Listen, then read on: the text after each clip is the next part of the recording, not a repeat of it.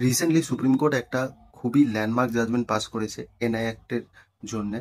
যত চেক বাউন্সের মামলা আছে ওই সব মামলার জন্য আপনারা যদি কাউকে টাকা ধার দিয়ে থাকেন, সেই টাকাটা রিকভার করার জন্য যদি সেই ব্যক্তি আপনাদের কোনো চেক দিয়ে থাকে আর সেই চেকটা যদি ডিজোনার হয়ে থাকে, সেই জন্যে সুপ্রিম কোর্ট একটা সেট গাইডলাইন্স বিল্ড করে দিয়েছে এই জাজমেন্টে।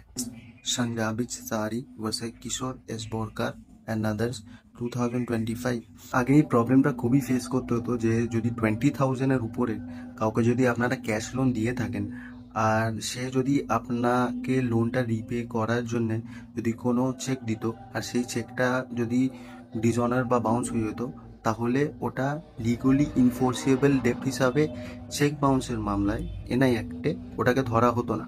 কিন্তু রিসেন্টলি সুপ্রিম কোর্ট ওটাকে রং প্রুফ করে দিয়েছে আর বলেছে যে এখন দিয়ে 20,000-এর উপরে যদি কোনো ক্যাশ লোন দেওয়া হবে আর সেইটা রিকভার করার জন্য যদি কোনো চেক ইস্যু করা হয় আর সেই চেকটা যদি ডিসঅনার হয়, তাহলে ওটা এখন দিয়ে লিগালি ইনফোর্সিবল ডেপ্ট হিসাবে ধরা হবে।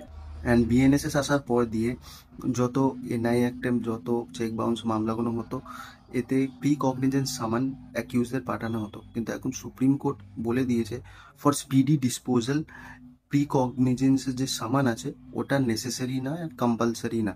উইদাউট প্রি কগনিজেন্স সামান ছাড়াও কেসটা প্রসিড করা যায় in the most speedy manner as possible.